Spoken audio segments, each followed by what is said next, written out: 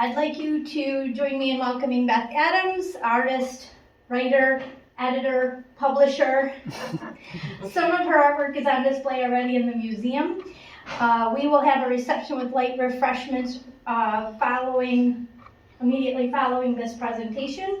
Beth will be back there with her books, her artwork, and she's even going to sign your book if you so choose to purchase a book today. So thank you and welcome. Thanks, Lisa.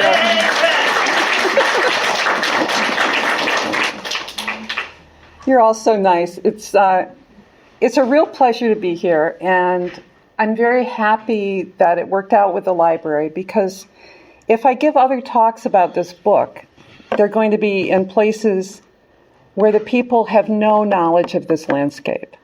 And so I really wanted to do at least one presentation for here, both for myself and for you, because you know what it's like here. And you'll understand, I think, as I go through my talk, how it affected me. It may have affected you in other ways, but I think we've all been affected by growing up in this beautiful place that is Central New York. So I think I've always been maybe particularly sensitive to the landscape, because wherever I go, I seem to be really studying it and looking at it. And I was conditioned at a very early age to think that this was like paradise on earth. I was born into a family that had deep roots in the area, at least on my maternal side. This is my great-great-grandfather, Charles Rush Miller. And his father had come from New England and then established himself in the Columbus area, first of all. And then they moved over to Beaver Meadow and South Otselic. And cleared the land and started a homestead. So my grandmother was his granddaughter, and she grew up on that farm in Beaver Meadow along with her sisters. This is my grandmother at about age 20, and there's some people in this room who I think knew her. She was a character, and even though the family moved into town, she and her sisters all became school teachers. But even though they moved into town, she kept the land in Beaver Meadow, and we would go up there and have picnics in the summer. And she was very, she said, the Otselic Valley was the most beautiful place on earth, and the Shenango Valley maybe was second. But she expected all of us to just stay here, and why would you ever want to go anywhere else? And this is my mother. My mother is probably the person who's the most responsible for my love of nature and art. She was an artist herself, and she absolutely loved the outdoors and all the creatures in it. If you look, she's got a handful of monarch caterpillar. They're crawling around on some milkweed leaves there. She was also fearless about being outside. She'd pick up a snake or a bug or anything, and I was not allowed to be afraid of anything. So, and she was a very big influence on me in terms of looking at what was in front of us, whether it was something really small or something bigger. In 1957, in 1957, my grandfather and his partner, Leo Crane, bought the property that was then known as Earlville Lake, and they developed it for lots and sold it off. And my father, who was working for them at the time, was also part of that, and then he later became a partner in that real estate business. So this is a picture from 57 or 58, and you can see there's nothing but trees. I mean, nothing had been built yet. Some concrete blocks down here. So I think they were just beginning. This is the point in front of our house. So I think they were just beginning to think about building. And here I am as a little kid with a fish.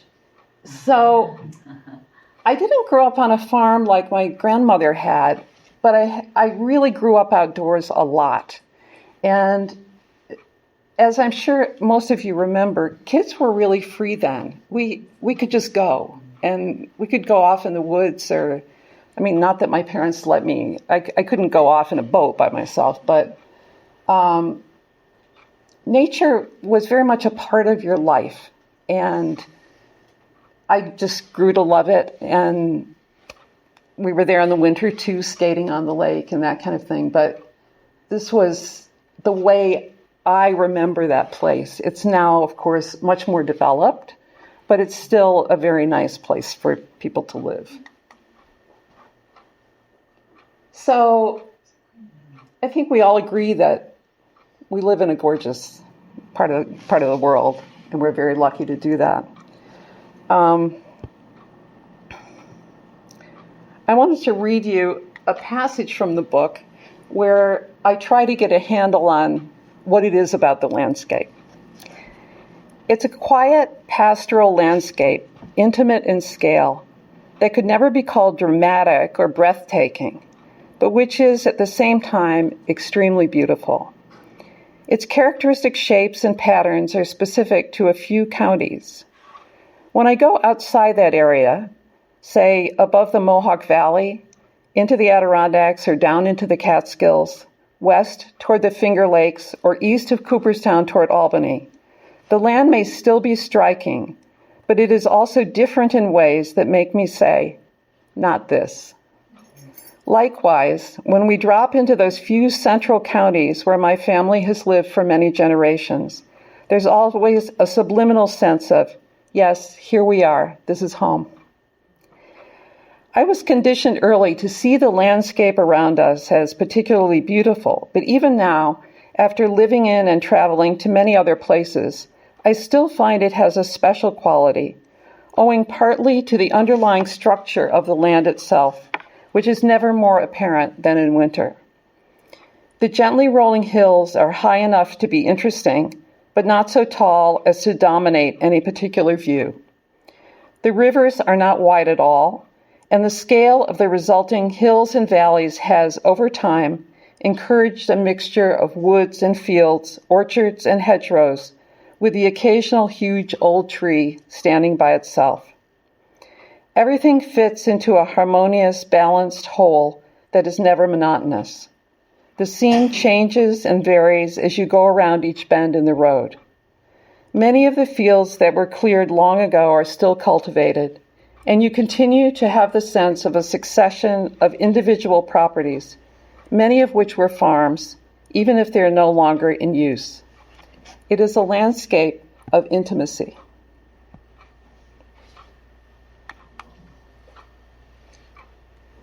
But loving a place doesn't make you into an artist. So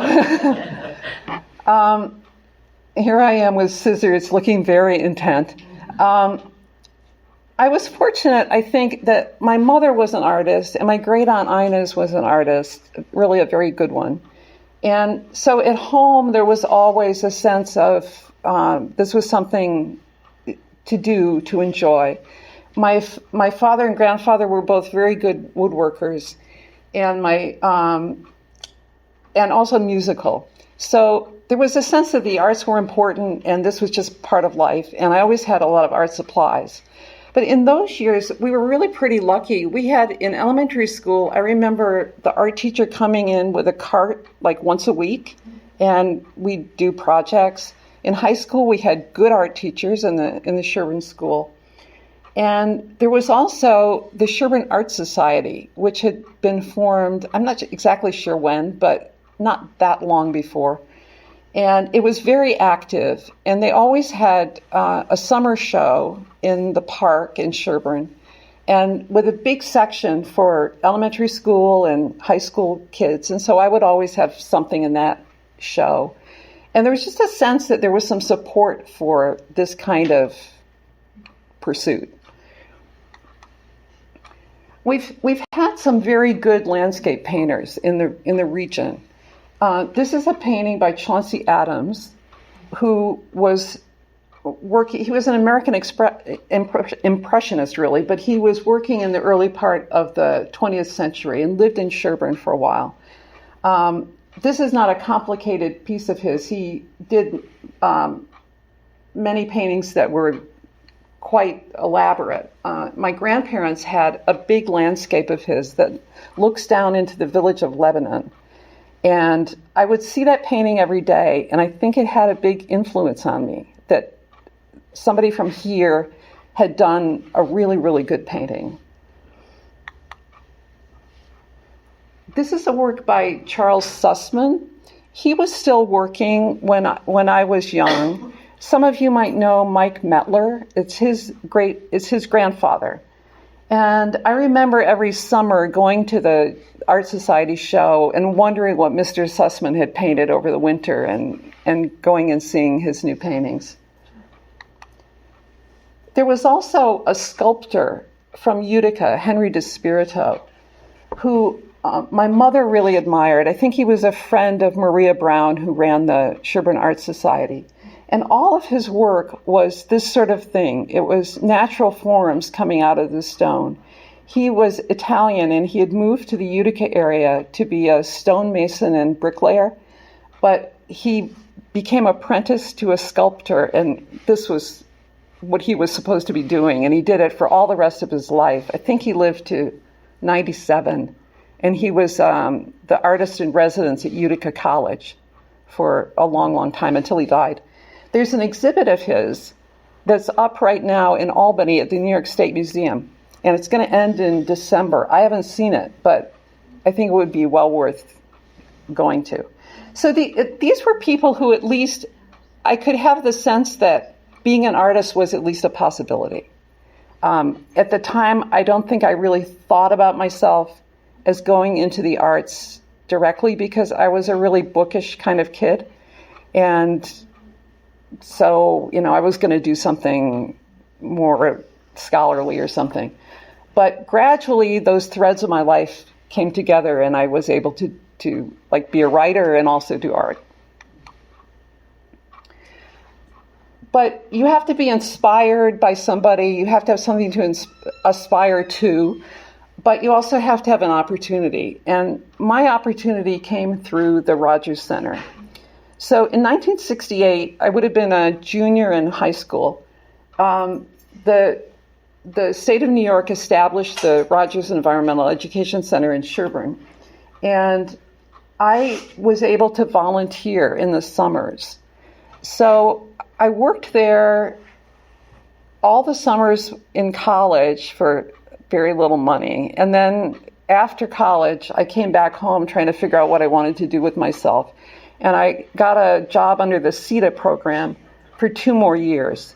So during that time, my responsibilities were for trail guides, signage, exhibits, this sort of thing. So I was able to get a lot of experience doing that kind of work.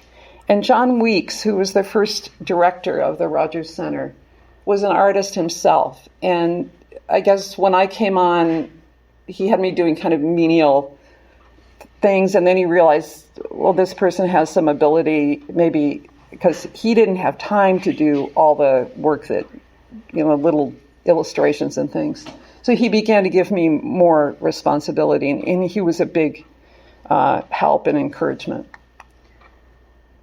Here I am. This is Don Slingerland, who was one of the educators at Rogers. We organized, the two of us, he was a photographer, and the two of us organized a statewide photo contest and exhibit. It was the first thing like that had happened, and here we are putting up some pictures there. So my early work was things like this. It's, a bit crude, but for inside a trail guide or something, I'm sure that was fine. But over time, I gained a lot more skill, and so I would be doing things like this. This is an ink and wash drawing. And I think I did it from a taxidermy mount that they had at the center. Some corals. So I had access to good materials there. I had a nice place to work and enough time that I could practice a bit with that job. But I would also come home at night, I'd make myself some dinner, and I would work for several more hours in the evening. I was trying to teach myself to do this kind of detailed illustration and also watercolors. And you just have to practice. So I began to do this sort of thing. And by the time I left the job, I was, doing that kind of painting. So I was looking around the area and thinking, what can I do if I don't go back to college and become a professor? And I decided I really didn't want to do that. So there just didn't seem to be enough opportunity in this area at that time to be an illustrator or a graphic designer. So I moved to New England, and very soon after that, I met my husband, Jonathan, who's in the back of the room. He's a photographer, and we both had freelance businesses that we started, and then we combined the businesses and ended up with a communications and graphic design firm, and we did that for 40 years until we recently retired. So I certainly did illustration as part of that work, but it wasn't like this. I mean, that was like technical illustration for businesses. So I tried to keep my hand in and keep on painting and drawing. Those years were very busy, so I couldn't do as much, but I'll show you some of the work from there, because a lot of it, as I went back and looked at it, a lot of it has to do with landscape. I was doing a lot of other things too, but the landscape continued to be in my head, and I continued to do fairly ambitious paintings and pastels of landscape. This is Camel's Hump, which is one of the tallest mountains in Vermont. And you can see the landscape's very different. I found it very closed in compared to here. It's very beautiful. I like the mountains. I learned to ski and really enjoyed it, but it's very different from here. So this is a watercolor. I started doing much more expressive watercolors. This is Mount Mansfield, where Stowe is. It's kind of a big painting like this. And I would continue to do occasionally this kind of technical, detailed watercolor. And I think I do this when I'm upset. I think I do it as a kind of meditation, because it's so, you're just concentrating really hard and working away. A painting like this would take several days to do. These are all shells that I had picked up on a beach in St. Augustine. But a lot of the work ended up being more like this, expressive, quick drawings in a sketchbook. This is a pastel of Ludlow, Vermont, and very typical Vermont landscape. So any agriculture that would happen would be down in the valley, because everything else is rock. This is a view from the top of Burke Mountain up in the Northeast Kingdom of Vermont. It's a ski trail, and we're looking over toward the White Mountains of New Hampshire here. This is a pastel. This is Maine. That's an oil painting of Five Islands, Maine, which is near Bath.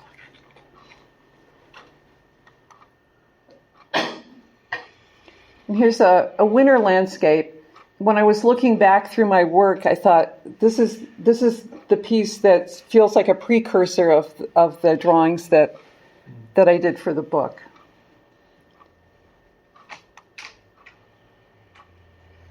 And this is Central New York. I'd come back and visit my parents, and I'd take pictures, and I'd continue to do work of this landscape because I loved it. So this is a view looking south on South Cross Road in between Earlville. It goes between the back road of Earlville and Smyrna and Sherburne. This is a large oil painting. This is looking toward Poolville from Earlville Road. You've just come out and you're looking north toward Poolville. There's a beautiful line of maples that's planted there.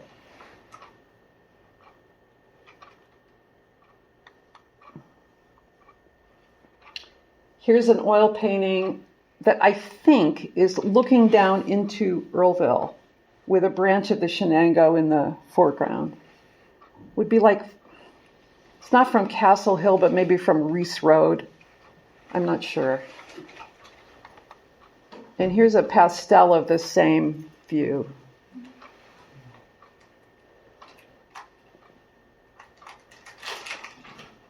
It's the detail of that.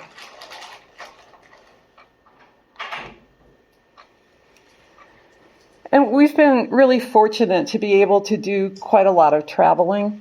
And I always take a sketchbook with me, and I try to take the time to make some sketches. It's a little hard always when you're running around, but I really try to do that. And then I've often been very inspired by the time I got back and really wanted to do some paintings.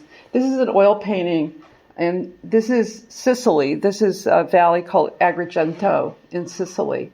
And it's a very agricultural landscape, too. It's just completely different from here because it's all olive trees, orchards of citrus orchards, and vineyards.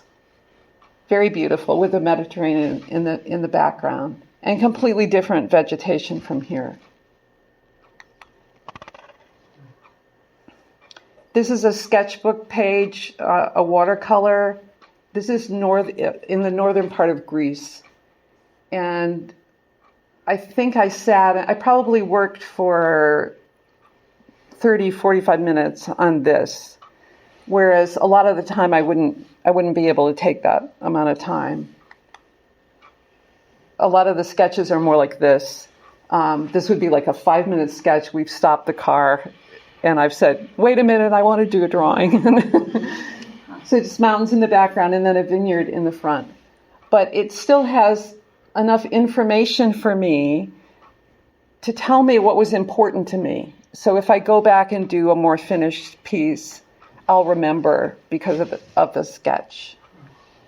And I also like the liveliness of the sketch. I think the strangest landscape I've ever been in is Iceland. Has anybody here been there? Yeah. It's amazing. You feel like you've dropped into another world. First of all, there are no trees. And everything else is rock and volcanic rock that's covered with moss that's been growing for many, many, many years. So you have this lumpy landscape that looks soft, but is actually rubble that's come out of the volcanoes.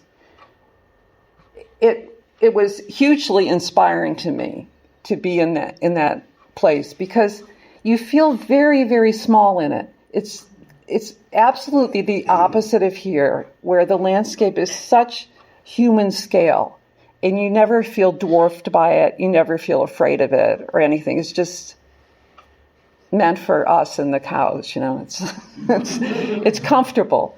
In a place like Iceland, it's very raw, but amazing. And so I started making charcoal drawings, very large ones, of that landscape. This is a crater that would have been a volcano at one point, and so there's a little plug that's come up.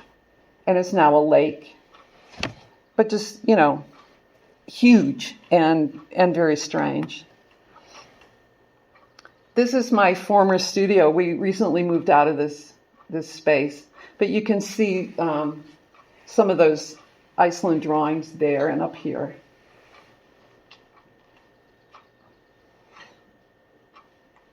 I also do prints. I haven't brought any of them to show you today, but I do a lot of line-of-cut prints and sometimes illustrate books with those. So I wanted to speak very briefly about drawing and the practice of drawing. This is an ancient olive tree, also from Sicily. And I could probably sit down and draw a maple tree out of my mind, and it would look like a maple tree. But something that's strange to me, like an olive tree, I don't understand how it grows. I don't understand the growth habit of that tree or the structure of it. So the way I learn it is to draw it. And by the time you're done with a drawing like this that takes a long time, you have learned a lot. That tree has taught you a lot about itself and its species. So I find that kind of thing really helpful. And I guess I'm glad that I have the discipline to do those kind of drawings because you learn a lot. But then if I want to go back and do a painting, I'm going to have to simplify things. And I don't find it easy to simplify until I know in my head what I'm working with to begin with. So here's a very complicated drawing of a public garden. And the challenge here was to try to find a shorthand way. I think that's a rhododendron. So how can I draw that so that it looks like a rhododendron, but I'm not drawing every leaf, because you go nuts. How do you capture the softness of these leaves, which must be little small leaves? I don't even know what kind of trees these are. This is not in North America.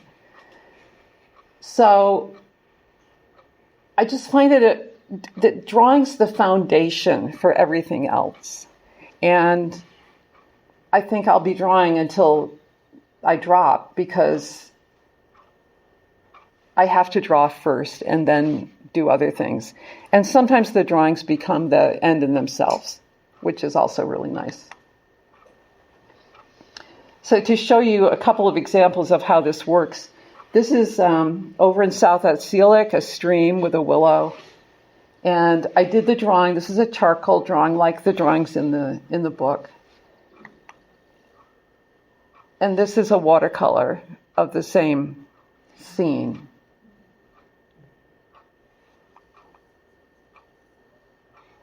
So in doing the drawing, I kind of figured out what was important and what I wanted to include and what I could take out.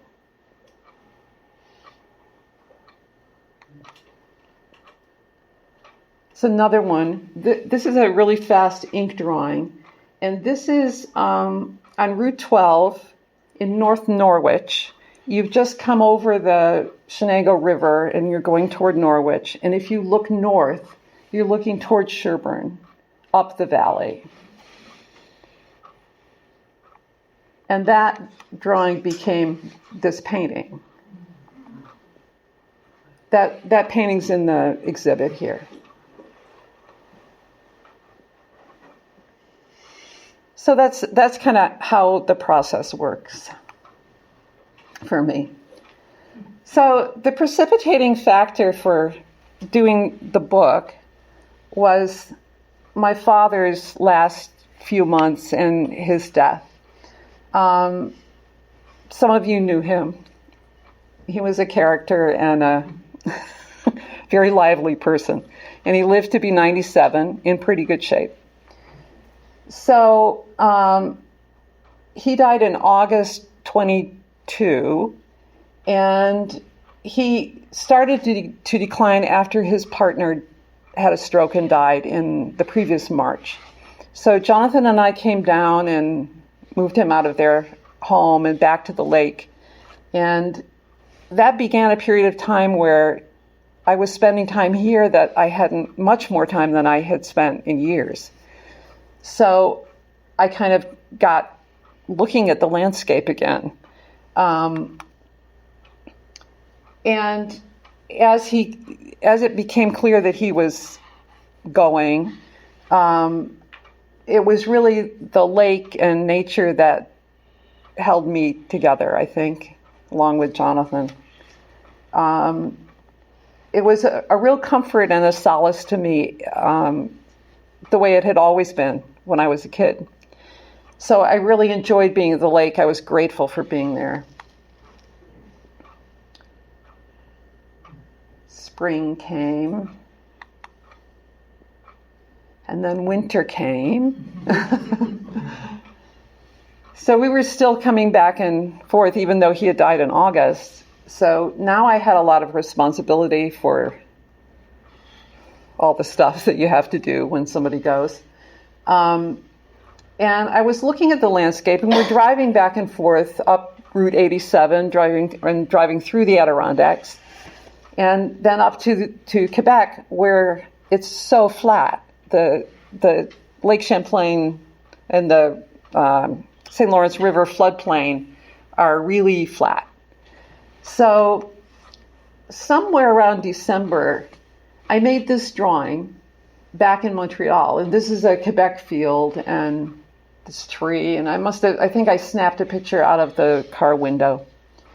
And I looked at that and I thought, is that a self-portrait? What is this?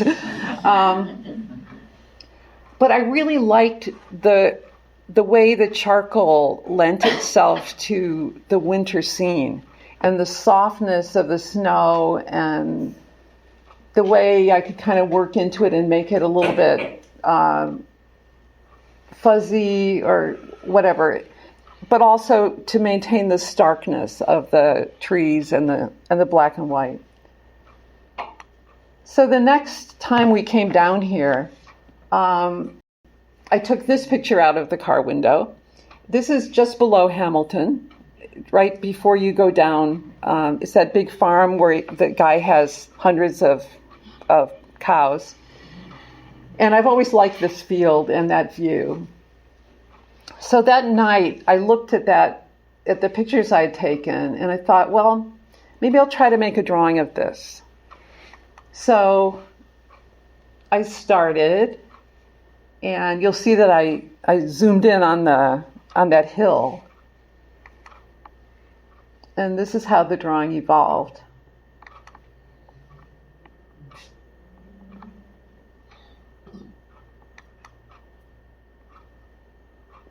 So that's the finished drawing.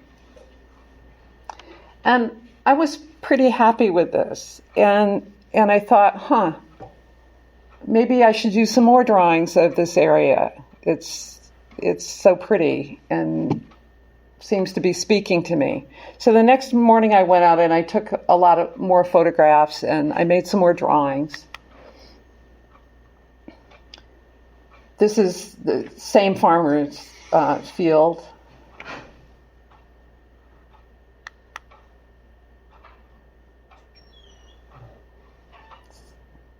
On the top of Reese Road.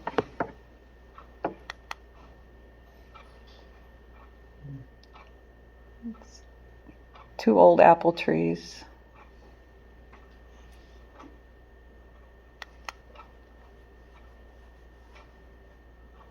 This is on Nauer Road. It's the branch of the Shenango and the cornfield there.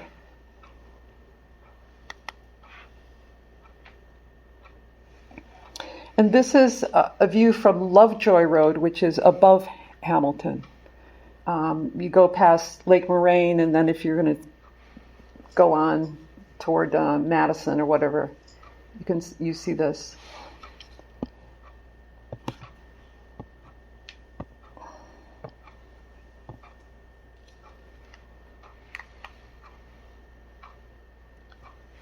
And then I did this drawing, which was kind of a departure from those fields. And I wanted to read you a little bit about what I wrote about doing that drawing. And just to say, a lot was going on for me. This is February. I was tired. I was grieving. I was kind of angry because of all the responsibilities that it suddenly disrupted our life. So things felt very unsettled. So One night when I couldn't fall asleep, I got up around midnight, wrapped myself in a sweater, and went to my workroom. A blank sheet of paper shone in the artificial light. Pieces of charcoal lay beside it. All right, I thought, let's do something with these wakeful hours. I dipped my forefingers into a jar of charcoal powder, smearing it onto the paper with my hand to form an overcast sky.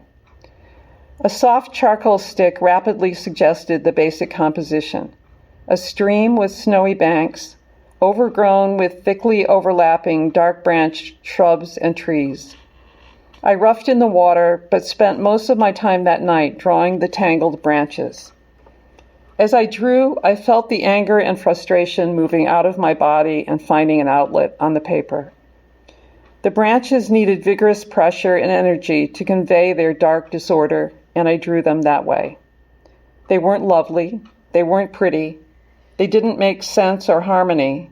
They were simply there in their brokenness and cold disarray. When the trees were finished, I turned to the water and began to see it flow and swirl as I worked with compressed charcoal and an eraser. The stream was in the center of the picture, but it was unclear where it was going or where it had come from. In the distance, it seemed to branch. Light shone on it, though, and the water was moving. The finished drawing, which I called Tangled Stream, showed me a great deal. It had been cathartic to make, and when I pinned it on the wall, surrounded by more placid previous landscapes, it felt like a perfect illustration of my state of mind. Nothing had been resolved, but I had at least made something out of the raw material churning in my head and heart, and drawn a subject that was more complex and less easily approached by either artist or viewer. It felt like a step forward.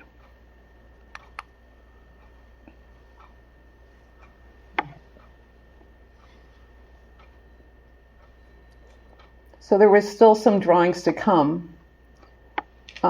This was a bit later, but that's how they began to take shape on the studio wall.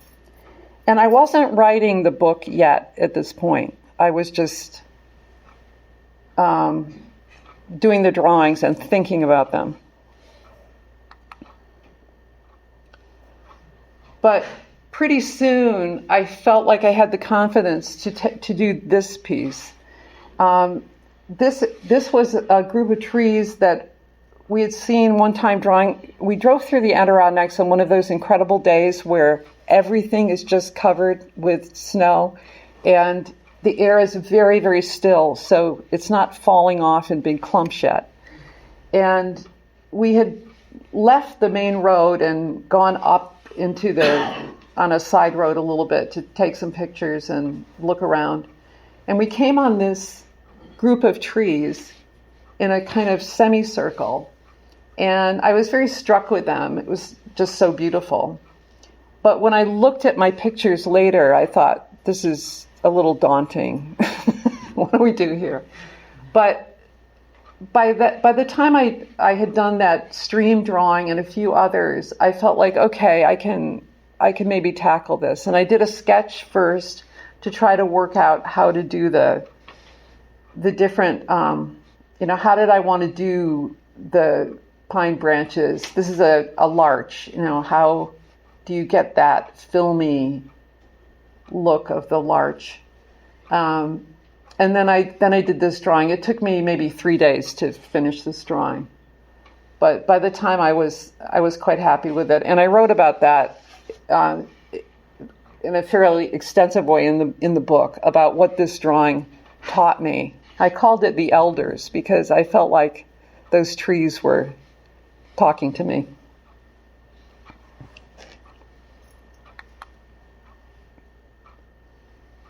And here's that great elm on South Cross Road in Sherburne. And my friend Henry Drexler's here somewhere. Hi, Henry. And I know that Henry has photographed that tree for 40 years or something, long time, and probably painted it too.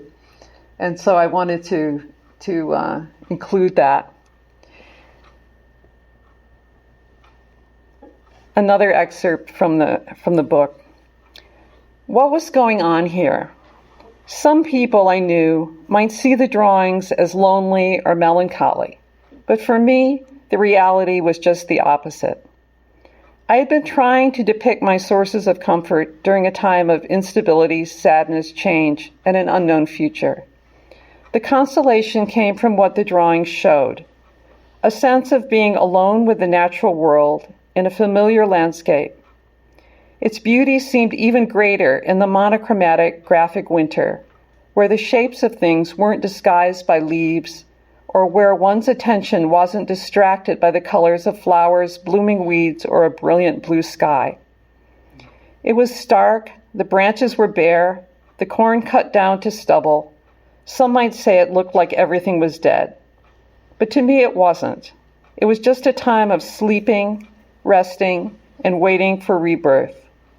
The series of drawings had become like the pages of a journal. Everything was there for me to see. I just hadn't been able to discern the message without filling the pages one after another.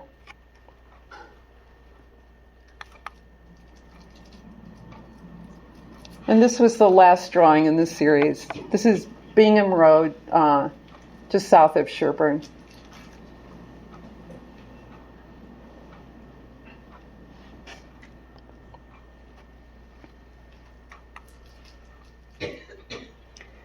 So this is the cover drawing for the book, and this was a very fast drawing. Unlike some of the other ones, I think I did this in about 15 minutes. And I deliberately did that. I wanted to try to do some of the drawings that were going to be very, very lively and not too studied. So to end, I wanted to show you, this is a sped up video of me making this drawing. So let's see if I can get it to play.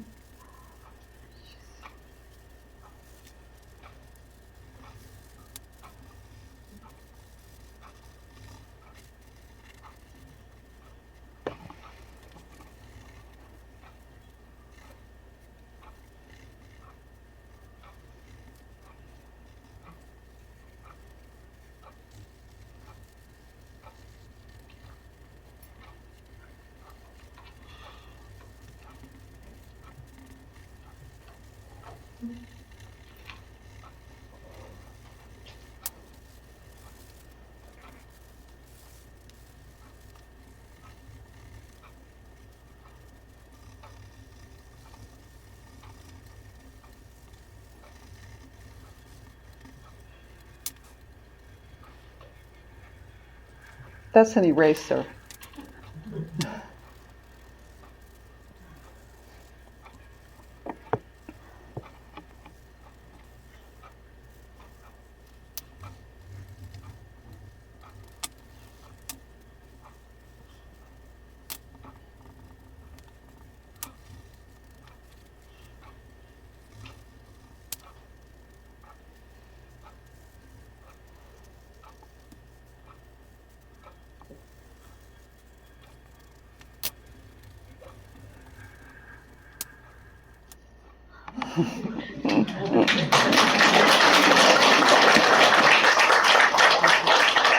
Thank you.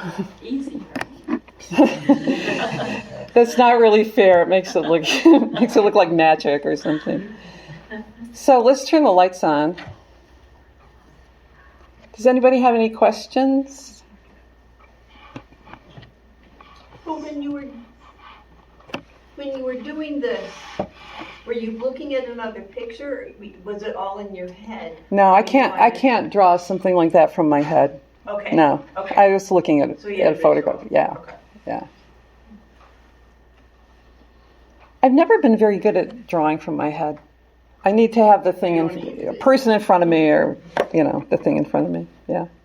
Yes. What lake is it that you were talking about? It's Lake Crane. Oh, okay. Yeah. Yeah. I see some neighbors here today. So. Anything else?